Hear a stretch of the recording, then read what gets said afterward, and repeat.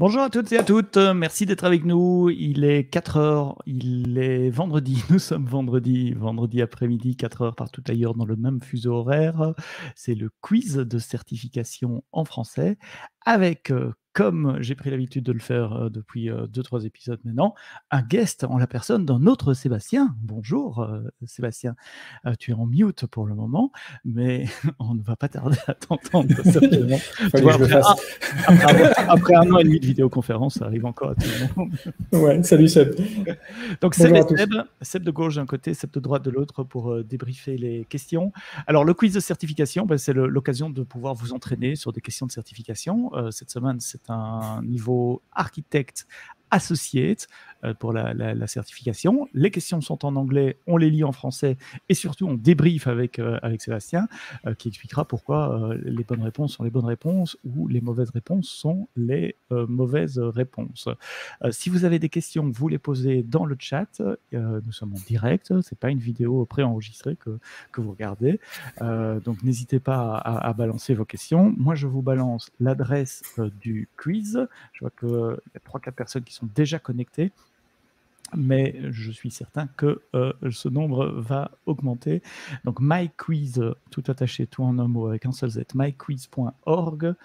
Et puis une fois que vous êtes là, le code c'est 733215, 733215, et je peux même vous montrer ça comme ça en grand, 733215 pour le quiz. Donc je vais attendre un tout petit peu le temps que vous ayez le temps de vous connecter pour jouer avec nous.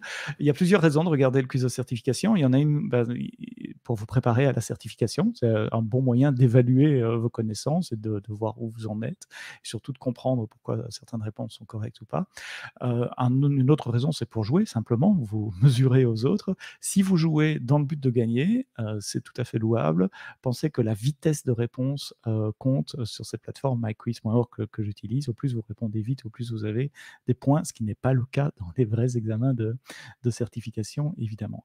Et puis parfois, vous voulez simplement regarder, apprendre et pas nécessairement jouer. Et donc vous regardez le live stream ou vous regardez les replays. Et puis voilà. Vous posez vos questions donc dans le chat, que ce soit sur YouTube ou sur Twitch. Vous avez le droit de ne pas être d'accord. Il n'y a pas de bêtes questions. On est là pour expliquer tout. Il n'y a pas de tabou non plus. Donc vous posez vos questions super ouvertement. Et Sébastien et moi, nous sommes là. Nous essaierons de répondre à tout. Bonjour, je vois les premiers messages qui arrivent, notamment de Tpat WI69. Je ne sais pas si c'est l'âge ou si c'est le département. J'espère que c'est le Il n'y a pas d'âge, vous pouvez venir quand vous voulez. Ou l'année de naissance, peut-être. Mais effectivement, c'est ouvert à tous. Bien, donc myquiz.org, je remets encore une fois le message sur YouTube et sur Twitch, myquiz.org. Et puis le code, c'est 733215. Si vous n'avez pas envie de le taper, vous pouvez simplement prendre votre smartphone. Vous prenez votre smartphone comme ça, vous prenez l'appareil photo, vous scannez le code que vous voyez à l'écran et en principe, je suis en train de retester quand même, vous arriverez sur la page du quiz également comme ceci. Donc ça, c'est un autre moyen de participer. Bien, assez de blabla, on va rentrer dans le vif du sujet. L'idée, c'est de terminer d'ici une demi-heure, 40 minutes maximum. Il y a une question de moins que la semaine passée, mais je sais qu'il y a 2-3 questions où il y a sujet à débat, donc on va peut-être passer plus de temps à expliquer les réponses aussi. Dernière chose, vous avez 90 secondes pour répondre. Non contrôlable, il faudra attendre 90 secondes à chaque fois. Et puis si vous restez jusqu'à la fin, il y aura un tout petit formulaire de satisfaction à remplir, à l'issue duquel vous pouvez recevoir un code de crédit de $25 à faire valoir sur votre compte AWS. Si vous en avez déjà eu un la semaine passée, ne rejouez pas parce que vous pouvez mettre qu'un seul code par mois sur votre compte. Enfin, vous pouvez le garder pour le mois prochain. Donc $25 à gagner pour tout le monde, hein, c'est pas lié à la participation, si vous restez jusqu'à la fin. Quelque chose à rajouter, Seb? Non, moi je suis prêt. Allez, on est parti et on va se lancer la première question dans 2 secondes. Je lis les questions en français. Vous êtes en train de migrer une application scientifique pour tourner sur Amazon EC2. L'application utilise des disques et fait beaucoup de lecture et d'écriture, des térabytes d'écriture, de données temporaires. Quel type de stockage fournit les plus grandes performances en Random I/O? Donc ici, c'est une question sur stockage, disque, Random I/O. Est-ce que c'est Amazon EFS avec le mode Max I/O, performance? Réponse A. Réponse B, est-ce que ce sont des Instant Store avec les NVMe Solid State Drive en SSD? Est-ce que c'est Amazon S3 en utilisant un type d'instance OC2 spécial qui a ce qu'on appelle un Elastic Fabric Adapter, EFA? Ou est-ce que c'est Amazon EBS avec des Provision IOPS? Notez qu'on ne vous demande pas de retenir des chiffres en disant tel système est à autant de milliers d'IOPS par seconde, etc.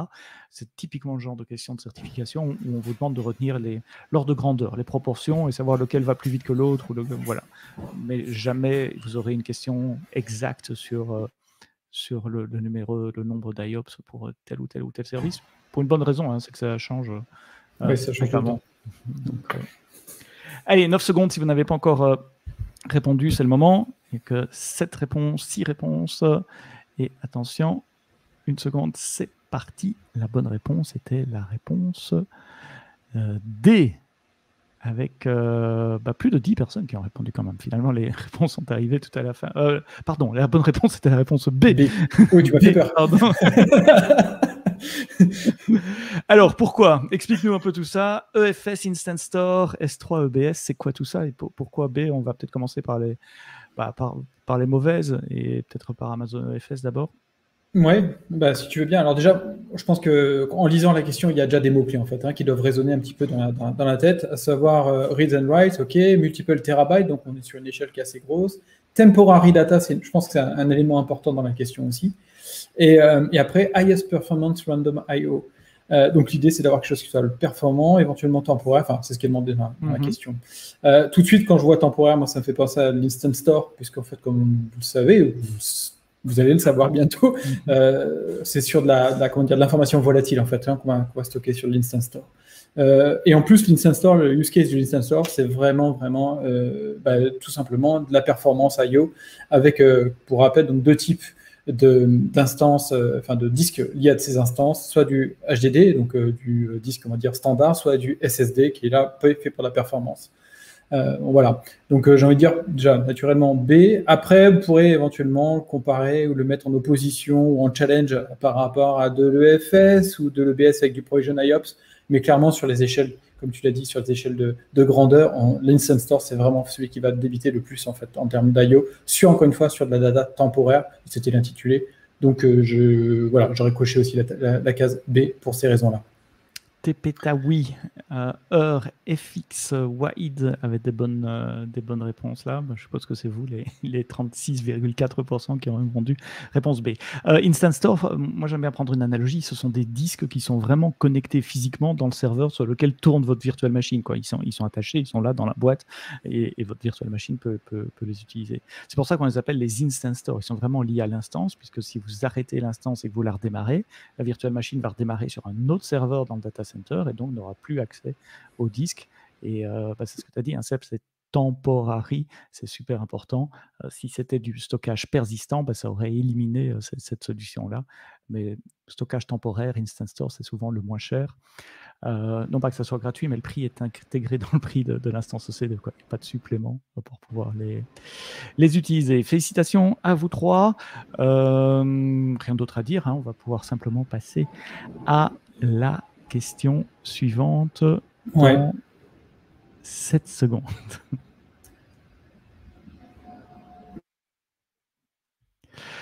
Question 2. Votre application a un serveur web dans un public subnet et une base de données Amazon RDS dans un subnet privé.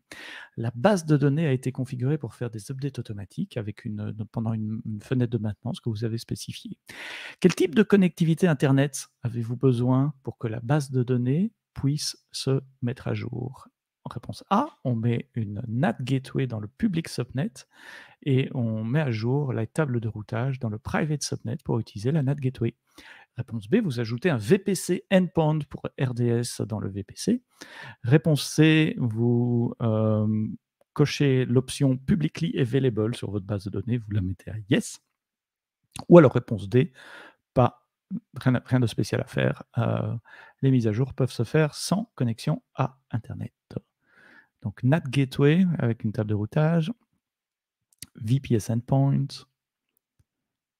database publicly available ou rien de spécial à faire. C'est un setup super classique, hein, un web server en public, une base de données en private, voire isolated. On pourra peut-être parler de la différence entre private et isolated dans une seconde. Allez, 10 secondes. Et il vous reste encore quelques secondes si vous n'avez pas choisi. Vous êtes en train de chercher sur Google.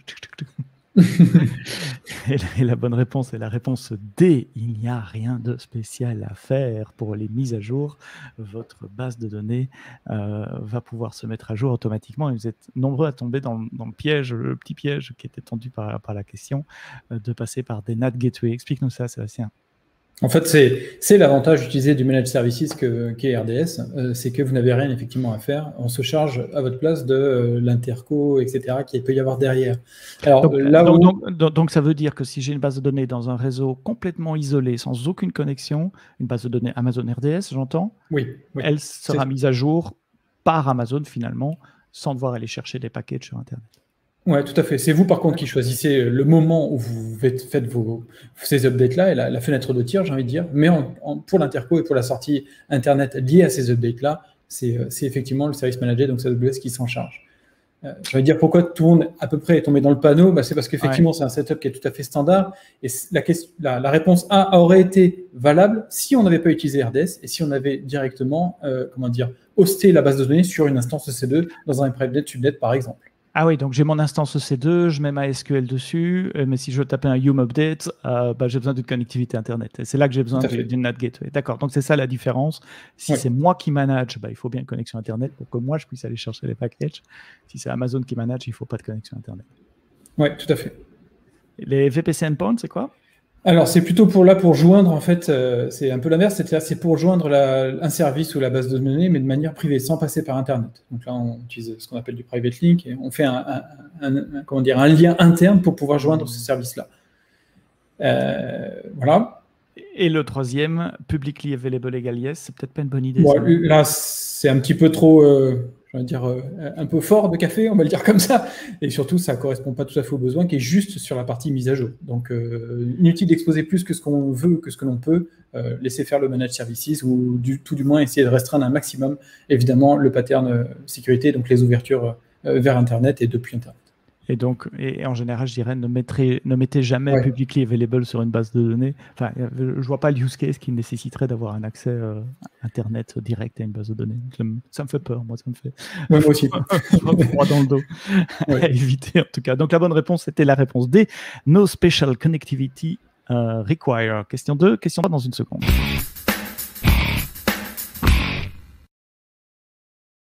Et la question 3, votre société doit servir des milliers de static websites, de sites web statiques pour des gens qui vendent leur maison.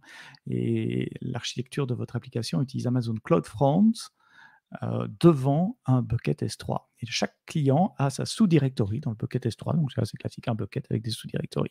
Comment est-ce que vous modifiez cette architecture pour donner à chacun de vos clients son propre sous-domaine, par exemple 2 Park Street, le nom de l'adresse, .exemple.com. Réponse A, vous configurez Amazon CloudFront pour avoir une origine par sous-domaine. Réponse B, vous utilisez Lambda à Edge pour réécrire les requêtes et pointer vers la bonne sous-directory de S3. Réponse C, vous ajoutez chaque sous-domaine comme une nouvelle hosted zone dans Amazon Route 53. Réponse D, vous utilisez un bucket par client avec le nom du bucket qui matche le nom complet du sous-domaine. Alors là, il peut y avoir un peu de discussion. Il y a un tout petit peu d'ambiguïté dans la question. Oui. il y en a 2 qu'on peut éliminer probablement assez facilement, et puis les 2 autres qui vont se discuter. On va en discuter après, évidemment, c'est pour ça qu'on est là. C'est pour ça qu'on est là, oui. Et pour Covirto qui demandait le lien du quiz, je viens de le mettre dans le chat. Désolé, je n'avais pas vu le message plus tôt. Réponse correcte est la réponse B avec 20% des réponses. Et c'est marrant, on a une belle répartition des réponses sur A, B, C, D. Je savais que c'était une question difficile, celle-là. Alors, explique-nous, reprenons peut-être par le début en expliquant la question avant de voir les réponses. Oui, alors on veut utiliser on veut héberger un site web via S3, donc faire un static website, ok, tout va bien. On veut après derrière utiliser CloudFront pour des autres performances ou même bénéficier de Shield, puisqu'on veut peut-être se prémunir de DDoS ou des choses comme ça, très bien. Et on veut créer en fait des sous-répertoires donc dans S3 pour pouvoir, j'imagine, gérer des sites web pour chaque subdirectory, d'accord. Alors, si on reprend les questions dans l'ordre, la première configure Amazon CloudFront with one region per subdomain. Alors, CloudFront, dans le cadre où ça va être utilisé devant S3, va pouvoir déjà, utiliser qu'une seule origine, en fait, par rapport à ça. Donc, ça l'élimine, j'ai envie de dire, de facto. Et bon, celle-là, c'était peut-être, il fallait lire la doc ou connaître ou taper dedans, mais en tout cas, voilà, celle-là, on va dire, celle-là, on est safe, on peut l'éliminer. La deuxième, j'y reviendrai, parce que, évidemment, c'est la bonne réponse, mais elle va être assujettie à pas mal de challenges. La réponse C, on y reviendra aussi, parce que du coup, les deux sont quand même assez étroitement liés, pour ne pas dire complètement liés. Et la dernière, elle pourrait marcher, donc de faire un bucket par client avec le nom du bucket en tant que static website pour chaque sous-domaine. Donc celle-là, elle serait fonctionnelle, mais elle demanderait une charge de travail et un coût aussi assez important. Donc j'ai envie de dire, celle-là, on peut aussi, c'est pas la plus optimale, c'est peut-être pas celle qu'on choisira en premier. En tout cas, c'est pas celle que je choisirais moi. Il faudrait pour chaque subdomaine, subdirectory, créer le bucket, etc. Bon, bref, ça va être trop compliqué. Donc, on oublie. Donc, reste la question B et la question C. La B, utiliser la lambda pour intercepter l'appel, rediriger, donc réécrire, en fait, la query, enfin, l'URI pour pouvoir rediriger vers la subdonnée. C'est effectivement la bonne réponse. Et j'ai envie de dire, là où on va challenger, c'est que, OK, mais a priori, on se pose la question de qu'est-ce qui se passe au niveau DNS? Qu'est-ce que l'on devrait faire d'un point de vue DNS? C'est quoi Lambda on Edge?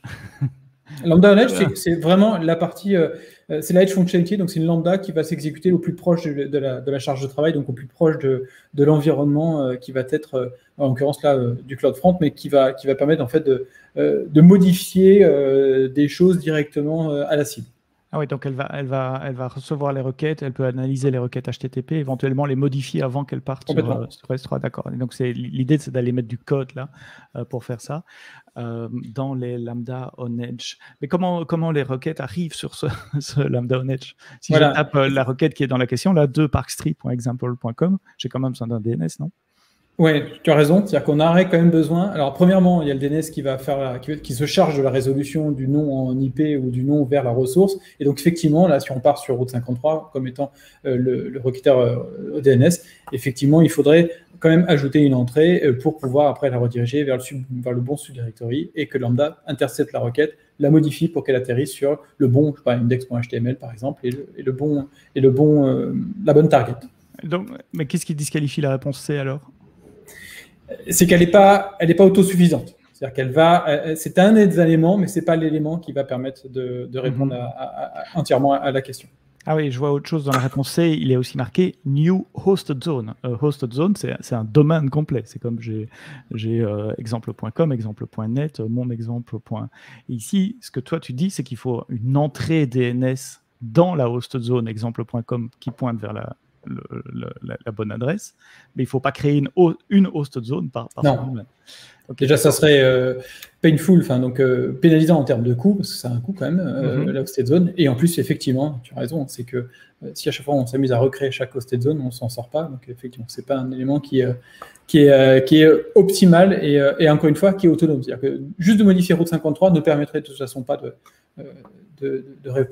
résoudre ce problème-là, cette problématique-là. Ouais. Mais encore une fois, bon, on savait qu'on allait se poser des questions et que ça allait peut-être être assez réparti comme distribution, c'est le cas. Hey, si vous n'avez pas tapé la bonne réponse, ne vous inquiétez pas, c'est la question probablement la plus dure du quiz d'aujourd'hui. Le reste va beaucoup plus facile. Donc, c'était la question 3. Question 4 dans quelques secondes.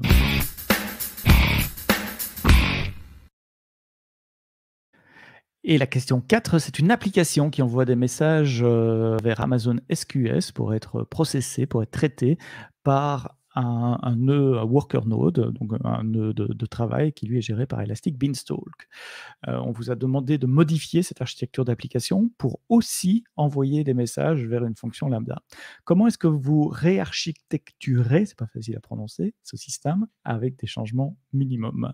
Réponse A, vous faites un enchaînement avec votre lambda function à la fin du process du worker. Donc, à la fin du process du worker, il appelle la fonction lambda. Réponse B, vous redirigez le message vers Amazon SNS, vers un topic pour être précis, et vous abonnez à la fois une queue SQS et une fonction lambda au topic. Réponse B, vous configurez votre fonction AWS lambda pour appeler le worker après le processing du message. Donc, c'est un peu l'inverse de A.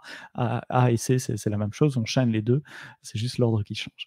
Et puis D, vous migrez le worker instance d'Elastic Beanstalk vers des step functions, puis vous ajoutez un nouveau step, donc une nouvelle étape dans votre workflow step function pour envoyer le message vers votre fonction lambda. Attention, tous les mots comptent. Quel est How would you re-architect the systems with minimal change, avec le moins de changements possible? Il m'a fallu déjà presque 1 minute et demie pour répondre, pour lire la question, mais je vois que vous êtes 11, 12 même à avoir répondu, 13 en dernière minute, avec une majorité, presque 70%, bravo à toutes et à toutes, parce qu'effectivement, c'était la bonne réponse. Rapidement, peut-être, un mot sur SQS et sur Elastic Beanstalk pour ceux qui ne connaissent pas. Oui, SQS, c'est notre système donc, de queuing. C'est un pub-sub, en fait. Hein. C'est vraiment quelque chose qui va prendre des messages et après, éventuellement, les redistribuer, les chaîner avec d'autres services AWS. Et notamment, un des standards, j'ai envie de dire, son meilleur copain, on va dire, c'est SNS. Les deux marchent très, très bien ensemble, permettent d'envoyer des messages et de les interpréter, de les mettre en queue et après, pouvoir les traiter.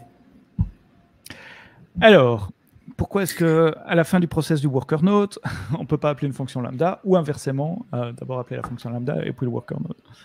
Bah, disons que là, il faut vraiment être sur deux choses. Minimal change, comme tu l'as effectivement dit, c'est un des marqueurs importants. Donc, finalement, on n'a pas envie de s'embêter. La réponse A et la réponse C, on s'embête quand même un petit peu. C'est-à-dire qu'on change le cheminement, on va être obligé de modifier un petit peu le worker pour que soit il appelle, soit il attende et il pousse quelque chose. Donc, on peut éventuellement les supprimer d'entrée et voire même peut-être se dire, il y a peut-être des choses de manière découplée, peut-être des choses à paralléliser plutôt qu'à enchaîner, à mettre en série. Donc, ça, c'est déjà un bon cheminement. Sans compter la gestion des erreurs, des erreurs, pas des horreurs. Enfin, oui, ça serait une horreur, la gestion des erreurs. Parce que si le truc plante, il faut être certain que la deuxième fonction, enfin, que la fonction soit quand même appelée après, ça serait assez difficile. C'est le principe du découplage, oui. Oui, tout à fait. Il y a quelqu'un qui a répondu tout migrer, enfin, une ou deux personnes qui ont répondu tout migrer, abandonner Elastic Beanstalk, c'est tout migrer sur Step Function.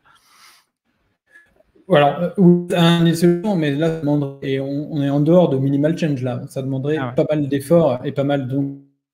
On peut penser à tout, de coûts, d'efforts, d'exercices, etc. Donc là, vraiment, dans l'intitulé, étant donné qu'il y a minimal change, on ne demande pas à ce que ça soit best practice ou best guidance. Donc, il faut prendre en compte cette solution, enfin, ce point-là. Et c'est la raison pour laquelle. Oui. Même si je partais de zéro, from scratch, c'est probablement la meilleure solution aujourd'hui. On est d'accord. C'est parce qu'il y a un legacy qu'il faut garder Elastic Beanstalk. Et donc, SNS, Kezako? SNS, c'est notre système c'est de la notification. On peut envoyer ça envoie des messages. On perd un peu le son qui vient de chez Seb. Seb, si tu peux rafraîchir ta page, peut-être recharger la page. Parce que là on ne t'entend plus. On va peut-être te perdre une seconde si tu rafraîchis. Mais là, on n'a plus de son. Ou alors, tu es en Bluetooth avec un micro Bluetooth. À voir. Je te laisse corriger ça. Je continue. Rejoins-nous dès que tu peux, soit en rafraîchissant ta page, soit en changeant le micro. Donc, SNS, ça permet de faire du one-to-many. L'application envoie sur SNS et puis vous abonnez des lecteurs sur SNS.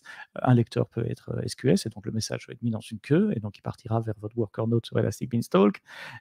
Et hop, on a deux Sébastien, on n'en a plus. Voilà, on n'en a plus qu'un. Il est revenu. Tu m'entends? Et on peut. Un peu mieux, ouais, il faudra que tu parles un peu. On va voir si ça revient. On verra ça pour la question suivante. Bravo au top 3-5 que vous voyez là dans le board.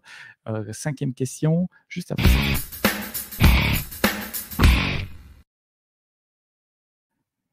La question 5, c'est de votre société souhaite être plus performante en matière de sustainabilité, donc en améliorant son impact écologique, en réduisant son impact écologique, son efficacité environnementale, comme on dit.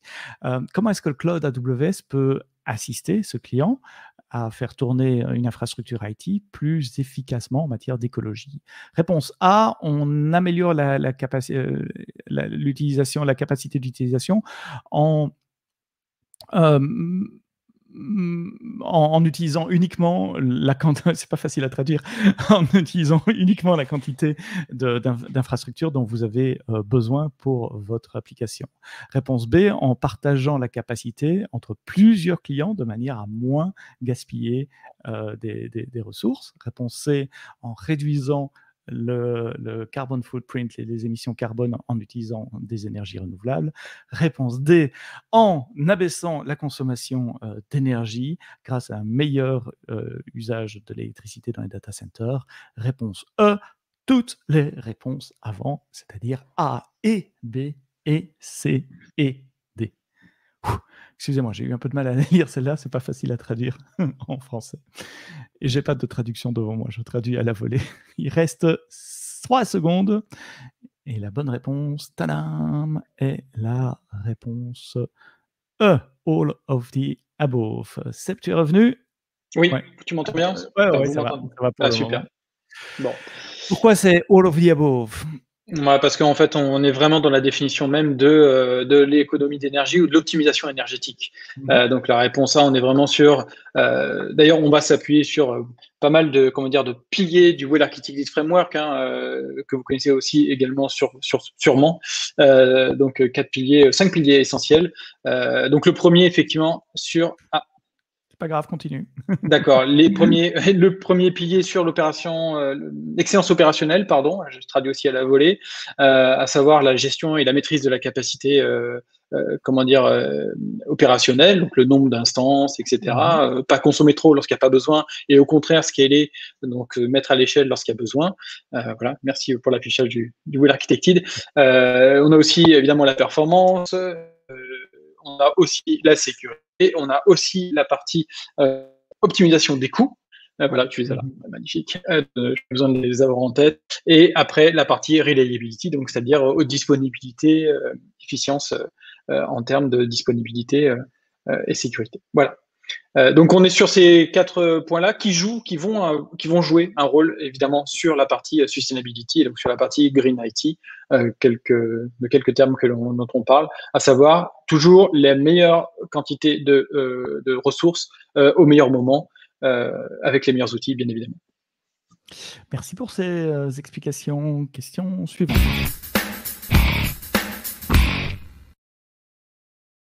Et vous avez eu bien le temps de la lire pendant que Sébastien vous expliquait, donc les réponses vont fuser.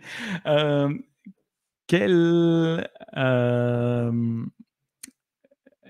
est, parmi les principes suivants, quel est celui qui est le principe d'excellence opérationnelle dans le cloud?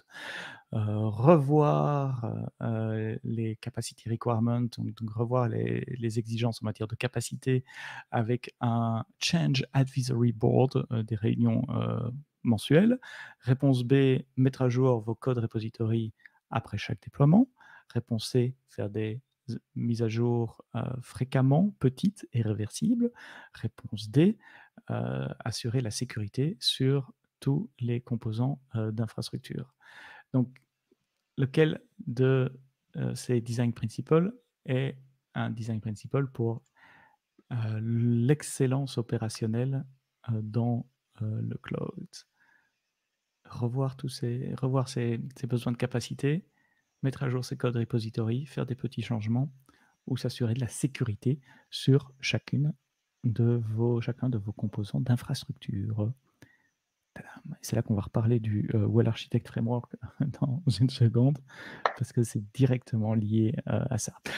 11 réponses, il vous reste 5 secondes. 3, 2, 1. La bonne réponse est la réponse C. J'aime bien voir ceux d'entre vous qui répondaient jusqu'à la dernière seconde. Il y a encore des votes qui rentrent.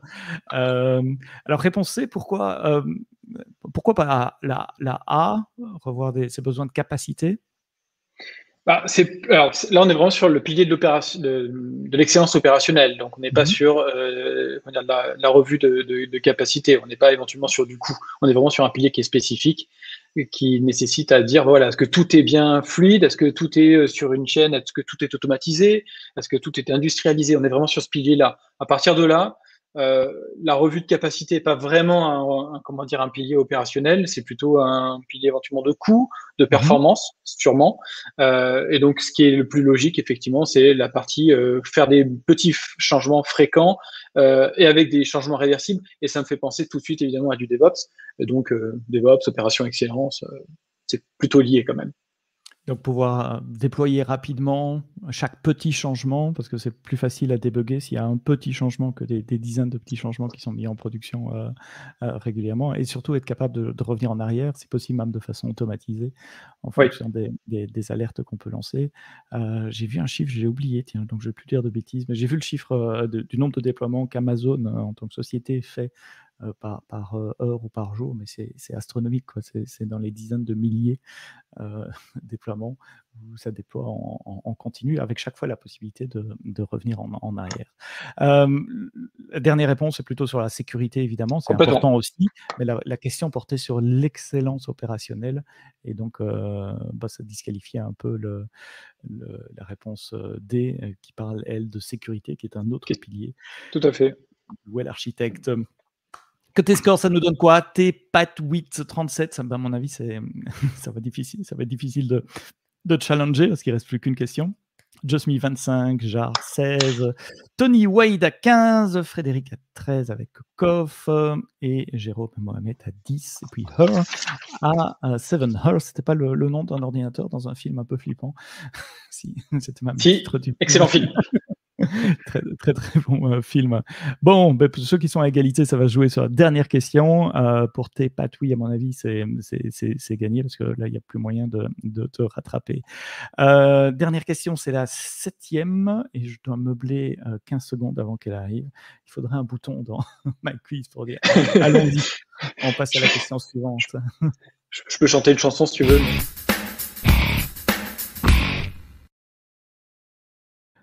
Je ne sais pas où vous êtes, mais ici, là où je suis, il a plu toute la matinée. Je m'abstiendrai donc de chanter. Une société qui opère des mines physiques, hein, on ne parle pas de Bitcoin ou quelque chose comme ça, des mines, de l'extraction de minerais, fait tourner un équipement IT dans un endroit qui est à 3000 km de la région AWS la plus proche. On a déjà réussi à avoir une Direct Connect Connection, donc on a un lien réseau stable avec la région la plus proche. Comment est-ce que vous créeriez, quelle architecture vous créeriez pour fournir une instance Amazon RDS avec la plus faible latence possible? Réponse A, vous implémentez une couche de cache devant RDS en utilisant Amazon Elastic Cache. Réponse B, vous activez Global Accelerator sur le lien Direct Connect. Réponse C, vous utilisez AWS Outpost pour provisionner une base de données Amazon RDS en local. Réponse C, vous provisionnez une base de données sur AWS Snowball Edge. Donc un cache avant la base de données dans la région, un Global Accelerator sur Direct Connect, une base de données sur AWS Outpost ou une base de données sur AWS Snowball Edge. 8 réponses déjà données. Il reste 5 secondes et je vois que les dernières réponses arrivent. Attention, c'est la dernière réponse, la dernière question en tout cas, donc aussi votre dernière réponse. 41% seulement, presque 42%, mais donc même pas la moitié qui ont répondu Outpost, qui était la bonne réponse. Alors, prenons-les une par une. Seb, d'abord le requirement, c'est de diminuer la latence. Donc la latence, c'est le temps qu'il faut pour un petit paquet de réseau de sortir de mon laptop, d'aller jusqu'au serveur et de revenir. Et donc, ça dépend de la distance, essentiellement, et on ne peut rien y faire. Tout à fait. Mais c'est implicitement lié effectivement aux équipements, la distance bien évidemment, aux équipements que ça va traverser aussi. Plus vous avez d'équipements, donc plus vous êtes loin même, je veux dire physiquement, et plus ça va normalement impacter. Donc en fait, c'est vraiment effectivement le mot-clé, latence. Et ça fait partie des use cases d'ailleurs de la réponse C. Pour le A, pourquoi est-ce que le caching est-ce que le cache fonctionnerait pas avec Elasticache? Parce qu'il faudrait tout simplement quand même traverser le réseau pour aller chercher Elasticache. Donc ça résout pas le problème de latence tel qu'on le propose là, tel qu'on le mentionne. Donc le cache, oui, forcément, il faut quand même faire les 3000 km aller-retour pour atteindre le cache. Ça ne diminue pas la latence, mais le cache peut rester une bonne idée, pas dans ce cas-là, mais quand la base de données est trop chargée, par exemple, trop sollicitée, pour diminuer la charge sur la base de données. Mais ici, ce n'était pas ce problème-là, c'était de la latence. Ok, donc ça élimine la réponse A. Réponse B, Global Accelerator sur Direct Connect. Alors voilà, on est sur deux choses qui sont un peu pas contre-indiquées, mais qui vont pas fonctionner forcément ensemble. Donc Global Accelerator est vraiment là pour ajouter de la performance, mais par rapport à des services publics et pas forcément qui viennent en ajout ou en superposition de Direct Connect. C'est marrant qu'on retrouve Global Accelerator cette semaine. C'est pas fait exprès, mais il y a déjà une question qui parlait de Global Accelerator la semaine passée avec Bachar. Donc Global Accelerator, corrige-moi si je me trompe, mais ça vous donne une adresse IP unique, un peu spéciale, qui va être routée vers le point d'entrée dans le réseau le plus proche de vous. C'est-à-dire, si moi j'utilise cette adresse IP pour me connecter à un service réseau, eh bien, je rentrerai dans le réseau probablement dans la région parisienne parce que c'est ici que je suis. Et si quelqu'un fait la même chose à Marseille, il rentrera dans le réseau probablement, dans le réseau AWS, je veux dire, à Marseille parce que c'est le plus proche. Donc, ce sont des adresses, j'ai oublié le nom de ces adresses, mais spéciales en termes de routage qui permettent de router vers des points d'entrée différents en fonction d'où vous êtes. Donc ça existe, mais ça n'a pas de sens sur un Direct Connect. Un Direct Connect n'a même pas d'adresse IP publique en plus, enfin pas nécessairement. Non, on est d'accord, c'est vraiment un lien unique et préférencié pour gérer justement une optimisation soit de flux, soit directement une bande passante aussi dédiée que vous achetez d'ailleurs auprès de votre opérateur et qu'après vous obtenez auprès d'AWS, effectivement, tout à fait. D'accord. Et Outpost, c'est quoi cette bête-là? Alors, cette petite bête là, c'est vraiment tu vas t'empresser de regarder ça, mais c'est notre service, c'est vraiment un service et d'ailleurs il y a des nouveautés tout récemment annoncées en décembre dernier à re:Invent qui ont eu lieu. En gros, c'est un serveur tel que vous pouvez avoir des serveurs sur AWS que vous allez installer chez vous, donc on-premise, et qui vont vous permettre de bénéficier de quasiment tous les services, alors pas tous encore, mais ça arrive, tous les services dont vous pouvez bénéficier dans AWS en temps normal. Donc avant, vous deviez effectivement prendre tout un rack entier, donc la belle armoire que vous aviez à droite. Maintenant, vous avez la possibilité d'avoir des sortes de pizza box, des tailles de serveurs, de hardware différents et beaucoup plus compacts pour pouvoir les installer dans vos data centers pour bénéficier, encore une fois, voilà, les 1U et 2U, pour bénéficier tout simplement de services type EC2, type S3 aussi, maintenant, on fait, voilà, tu les as là, tout à fait, pour pouvoir faire tourner, en fait, des services AWS en local. Et un des use case Outpost, si ce n'est le use case Outpost, en plus de la compliance, c'est avant tout sur les environnements qui nécessitent de la très basse latence. Donc, on est exactement dans le use case. En plus, ça héberge RDS. Donc, j'ai envie de dire, c'est plutôt, effectivement, une réponse que je retiendrai. Et donc, depuis ma console, je vois mon Outpost comme une extension d'une ASI ou quelque chose comme ça. Et je choisis de déployer un RDS sur cette ASI, qui est un rack qui est dans le bureau à côté ou à la cave en dessous chez moi. Tout à fait. C'est exactement ça. Et donc, on supporte C2. Je vois aussi ECS, EKS, EBS, évidemment. Container, ouais. Un subset d'S3. J'imagine que ce n'est pas tout le S3. Déjà, il y a un problème de capacité. Il n'y en a pas la capacité infinie qu'à S3. RDS, EMR. Ok, donc je commande un rack et je reçois ce rack. Et puis dans la question, il y avait aussi Snowball Edge. Oui. Snowball Edge, c'est notre outil, ça fait partie de la Snowball Family, donc c'est notre outil, enfin notre service qui permet d'avoir soit du compute at edge, donc vraiment d'exécuter des charges de travail in situ, sur site, ou alors on connaît un peu plus Snowball, Snowcone aussi, qui permet en fait de faire de la migration, voire du stockage de données pour après être envoyé dans les data centers d'AWS cette fois-ci, transporté via votre un livreur tel que vous pouvez recevoir d'ailleurs vos courses peut-être aujourd'hui. Et tout ça est envoyé, chiffré, est envoyé dans le cloud, dans AWS, pour être après retransféré dans vos data centers, enfin dans les data centers AWS, mais dans votre compte à vous. Mais l'idée de Snowball Edge, c'est de faire du transfert de données éventuellement avec un peu de processing local sur les données, mais c'est pas un appareil qui reste chez toi tout le temps, quoi. Tu le renvoies Non. après Non, c'est vraiment temporaire. C'est temporaire. Effectivement, il y a plusieurs cas de figure, c'est pour ça que je ne rentrerai pas dedans, mais il y a le Snowball Compute, il y a le Snowball Storage. Donc, vous pouvez exécuter aussi des charges de travail type AIML sur site, mais effectivement, c'est du temporaire. C'est vraiment quelque chose qui est pas ad vitam.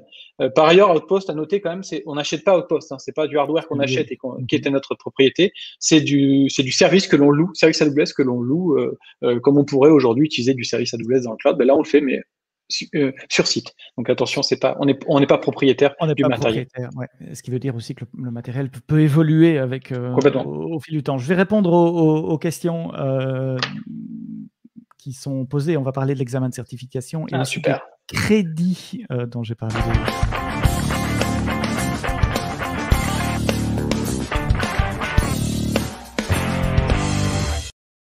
Tépatoui 45 points, loin devant, bravo.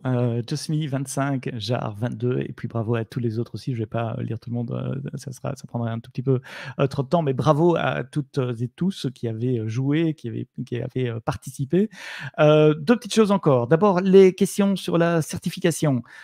Si je souhaite passer un examen de certification AWS, y a-t-il un temps d'attente de plusieurs semaines avant de passer l'examen? Tu l'apprends?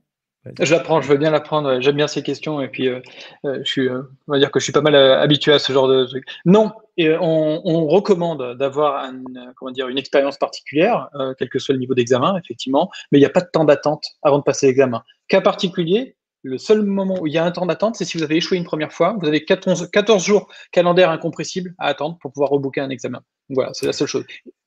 Et donc, on va sur aws.training, et on book un examen. Il y a des centres de certification dans toutes les grandes villes. Je ne me trompe pas trop en disant ça.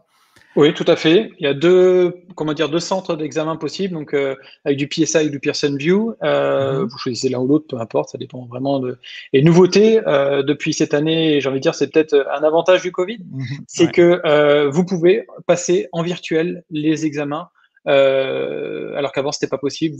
Donc là maintenant tous les examens practitioner, associate ou pro sont disponibles virtuellement via, attention, il faut s'enregistrer, le spécifier et surtout il faut surtout respecter en fait tout un cadre notamment de travail, d'environnement pour qu'il soit nickel et vous puissiez passer en bonne condition l'examen. Il y a quelqu'un qui vérifie en vidéo s'il y a une personne à côté de vous qui va vous souffler, etc. Et on reste connecté pendant toute la durée de l'examen. C'est super contrôlé pour qu'on ne puisse pas tricher, évidemment, et pas diminuer la valeur de l'examen. Je n'ai pas le lien ici, mais il sera facile à trouver. Et tu as vu passer une petite annonce intéressante en matière de certification cette semaine. Je te laisse, comme tu l'as vu avant moi, je te laisse l'annoncer avant moi. Eh ben, écoute, pas de problème. Alors, grosse nouveauté qui va effectivement, qui est dans les bacs, en fait, et qui va être réelle pour cet été. Donc, c'est-à-dire que les examens vont être disponibles pour l'associate, la practitioner et bientôt, on espère, la pro, vont être disponibles en français. Donc, grosse nouveauté. C'était, je sais, attendu. Beaucoup de fois. Donc voilà, les examens qui étaient avant disponibles en chinois, japonais, anglais et je ne sais plus la dernière langue, vont être disponibles en français. Pas que, il y a d'autres langues aussi disponibles, je les ai plus en tête, mais on va communiquer effectivement le lien. Et ça, c'est vraiment quelque chose qui peut être hyper intéressant et qui était attendu en tout cas de la part de mes clients pour les non-anglophones. À partir de juillet, Cloud Practitioner, à partir d'août, Architect Associate en français, en espagnol, en italien, en portugais et en allemand. C'est 5 langues qui se rajoutent à 5 langues déjà disponibles, l'anglais, le chinois, le coréen, le japonais et l'indonésien, en tout cas l'indonésien pour Cloud Practitioner et Architect Associate. Ça fait 10 langues en tout pour les examens de certification. Vous étiez très, très, très nombreux à demander ça. Comment obtenir un code de crédit de 25 $ d'AWS à faire valoir sur votre compte? Vous allez sur eventbox.dev/survey, vous rentrez le code A6Q845I. Attention, c'est un I. Ou, de nouveau, vous prenez votre téléphone et votre appareil photo dans le téléphone, vous scannez le QR code, je le fais en même temps que vous pour vérifier évidemment que ça marche bien, je l'ai déjà fait, et vous ouvrez la page web qui devrait arriver simplement sur un petit questionnaire de satisfaction. Vous mettez 5 étoiles partout, et puis, pouf, le téléphone qui est tombé, vous mettez 5 étoiles partout, et puis vous recevez un code de 25 $. Même si vous ne mettez pas 5 étoiles, vous recevez quand même. Vous mettez ce que vous voulez. Voilà. Merci de nous avoir regardés aujourd'hui. On a quand même fait 3 quarts d'heure, malgré qu'il n'y avait que 7 questions. Donc, on avait raison de faire une question de moins. Merci, Sébastien, d'avoir préparé Merci à toi. Merci à vous. Et de nous avoir aidé à le débriefer, à nous l'expliquer. On se retrouve la semaine prochaine. Je ne sais plus avec qui, je n'ai pas le planning en jour, mais on va changer de semaine en semaine. Ça ne sera pas Bachar la semaine prochaine. Je ne sais plus qui sera là. Peut-être toi, Sébastien, si tu veux. On va regarder ça. Mais c'est vendredi prochain à 16h au même endroit sur Twitch et sur YouTube. Passez un bon week-end. Au revoir. Merci, au revoir à tous.